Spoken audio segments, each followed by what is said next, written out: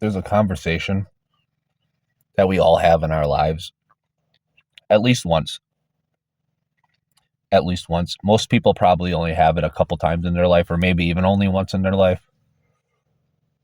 There's probably a small amount of people who have it once a year or so over a few year period before they're not around anymore or something changes. But generally speaking, it's a conversation we don't have too often, or we only have once or twice in our lives, like seriously have it. And the conversation is the most important conversation you'll ever have in your life. Like it is. And it's not with another person. It's not with another person.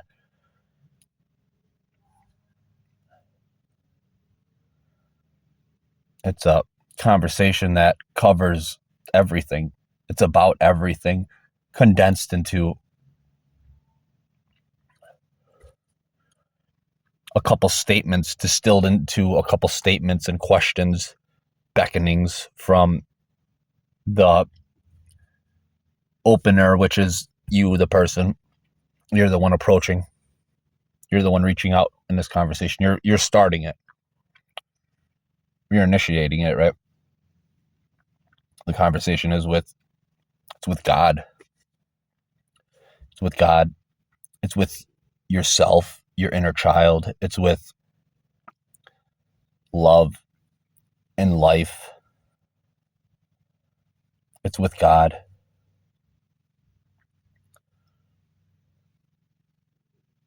And it's going to be during a time when everything just feels off kilter. Nothing's working out. Your level of frustration is higher than it's ever been. You're just taking hits left and right. Nothing's working out. Everything's going wrong. And then when things go right, they only go right for a second, and then they go wrong too pretty quickly.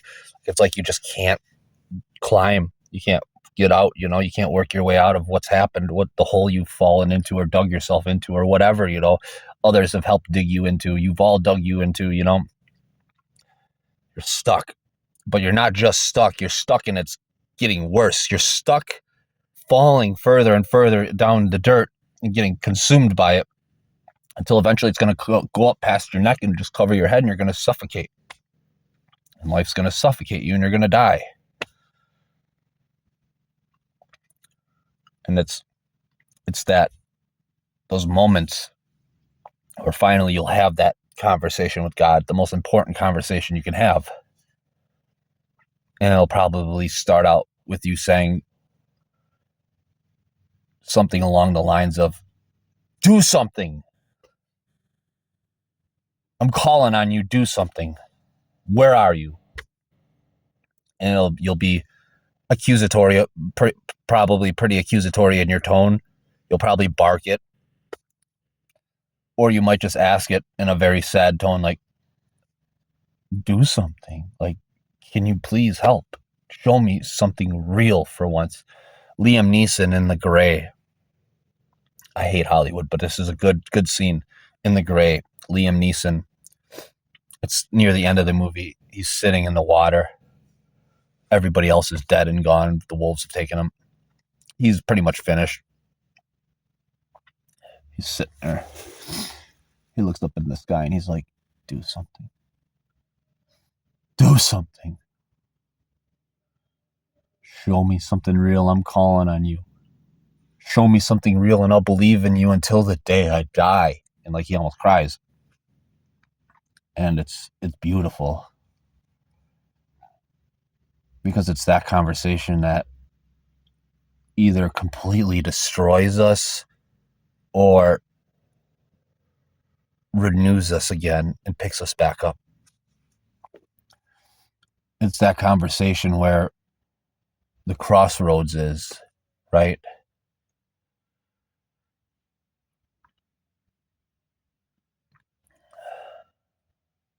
The famous crossroads where the devil dwells, waiting for you to call on him, where God stands watching you where you're going to do, what you're going to do, seeing what you're going to do, ever so in the background watching.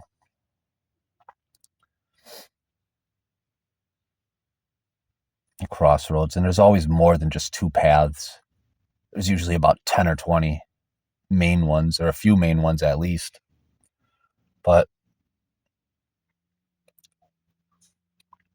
it's that conversation that'll make or break you, and it's when you'll make the decision on what you want to believe when it comes to being somebody who thinks half empty, half full glass, or thinks completely empty, completely full glass, or thinks nothing of anything. Like, it can turn you indifferent, numb. It can turn you into a completely empty glass. It can turn you into a completely full glass. Like, anything can happen there.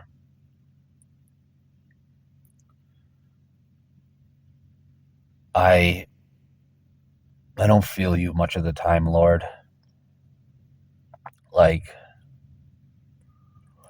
I feel like the more that this world goes on, the harder it is to reach you. And that's why it's so important that we don't sin,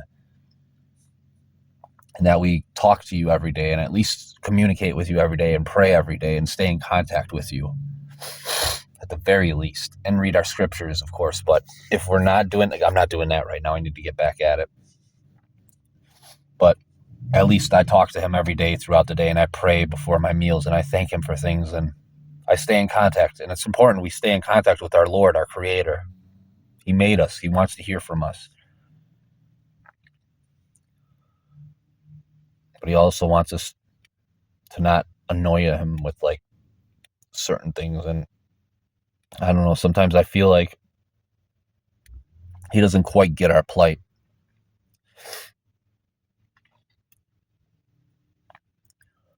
I know you came down to this earth and went up on that cross and suffered all the things before that, betrayals and life and the horrors of life and all the things you've seen and went through, in order to get the human experience and show us that, hey, I love you, and me becoming like you and dying for you, shedding my blood for your sins, is my way of saying, hey, I want to be with you and I relate with you.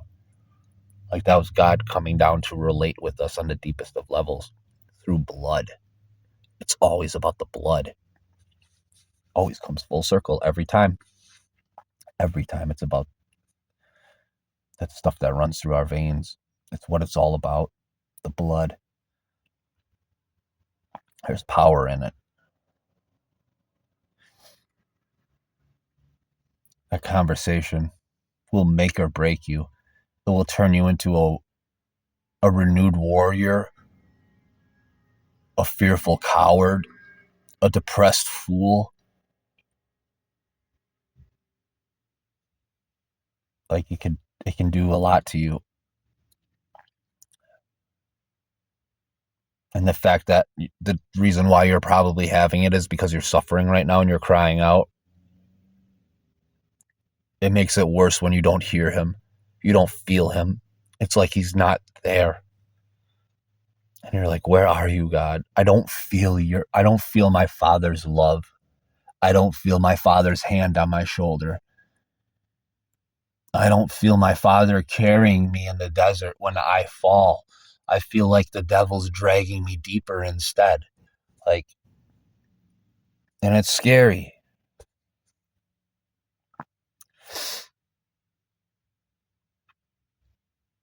You give that evil one, you give the enemy so much leeway, God.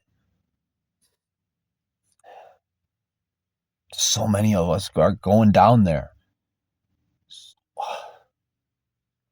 So many of my brothers are going down to the pit. So many of my brothers and sisters are going down there forever, God. Please stop this. It's gone on too long. How much more? How many more of us? Please, God. This has to stop. How many more of my brothers and sisters have to die, have to go through addiction, have to go through self-harm, have to go through broken families? How many of my brothers and sisters have to suffer in wars across seas, die on operating tables, and lose homes and families and loved ones and parts of themselves physically and mentally and emotionally and spiritually? How many more, Lord? When you're coming with that flaming sword from your mouth, Jesus,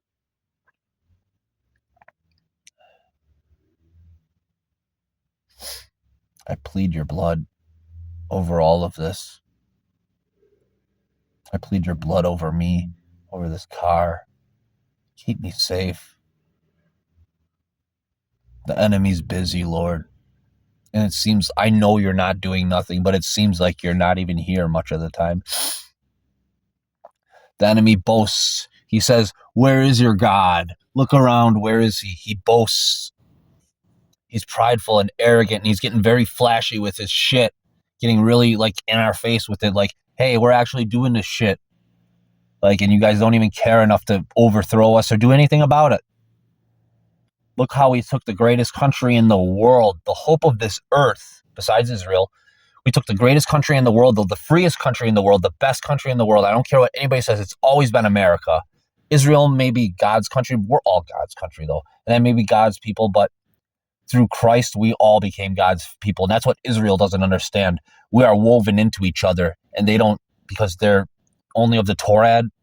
They don't believe anything past that. Like, they don't get it. They don't get it. We're woven together through the blood of Christ. It's not just them anymore. We're God's people too.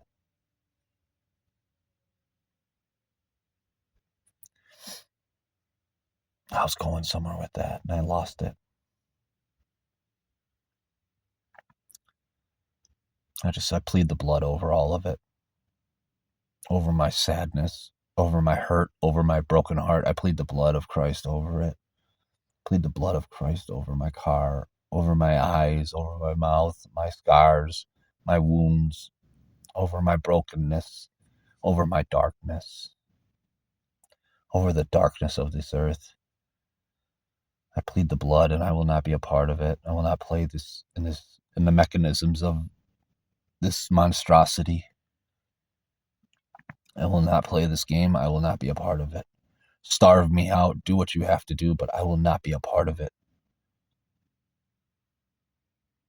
You twisted this world, you demon devil. You and the demons and the evil people of this world, you have twisted this world in such a way that it's disgusting. But your time will come. Your time is going to come. Your time will come. It always does, and you will reap what you sow eternally. Like, this is, I think a lot of Christians, and there's not many of us, I don't care what anybody says, there's not a lot of us. We're very few and far between. And there's less and less of us as time goes on. And the proof is that the world gets more evil. So of course there's less and less of us. But we'll never be gone. And it's going to break. How many more of us have to get fed to the pit before it's enough? This is where I have a problem with God. Like, I love God. Always will believe in him and Jesus, but you're never going to like everything somebody or something does. Ever. And you're never going to see eye to eye 100% with anybody or anything. Because we're all made different. Which means you're never going to agree with everything God does or understand it for that matter. But that doesn't mean you don't accept it. Even if you don't agree with it, you can still accept it.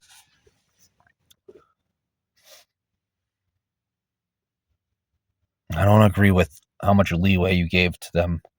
I don't agree with the amount of us that are suffering. How many children have to be captured? and taken, how many more of the children, Lord? How many more of us grown-ups have to turn into monsters that we have to fight? How many more of us have to go through this?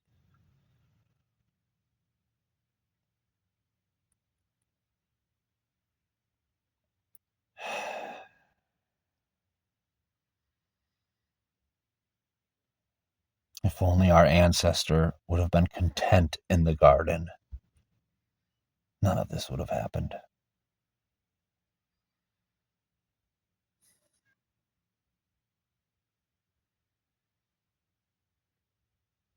You let him do it, Lord.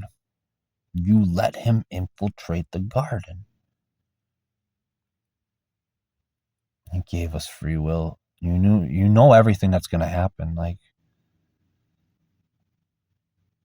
is it an ends justifies the means thing? How many of us? You love us, Lord. You love us, but more of us are going down than are going up by far. Who knows what the numbers truly are? But they're not good when it comes to numbers. Quality, we have the wins, but numbers, definitely not. And like, that's,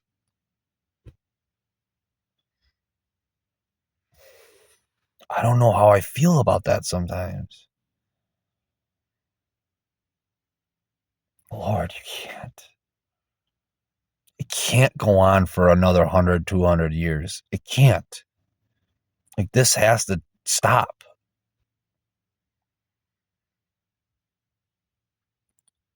I can see it going for another 100 or 200 years or even 1,000, but more than that, I could also see it stopping within the next 5 and things just getting radically very, very bad, very fat, progressively fast in like the next few years. It's going to be like the days of Noah. Matthew told us. It says in Matthew 26 or 5, I can't remember which one, 24 maybe, but it will be like the days of Noah.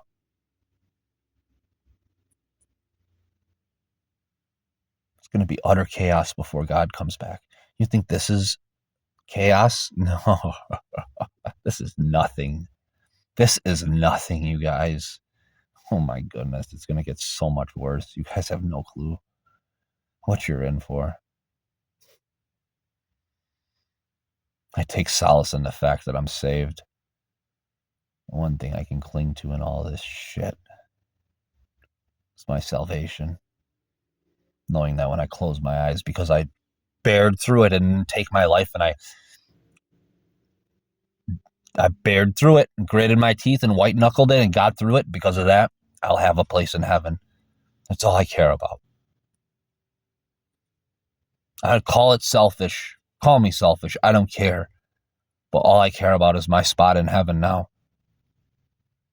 Because that's when I'll finally have peace. It's the only time I'll ever have true peace.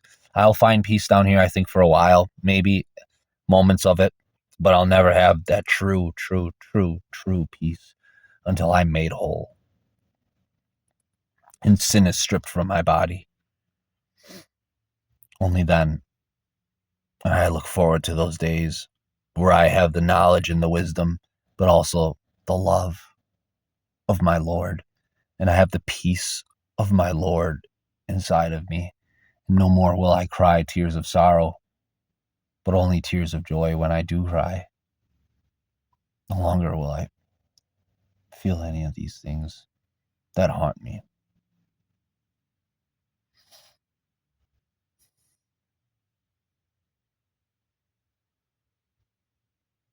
Yeah.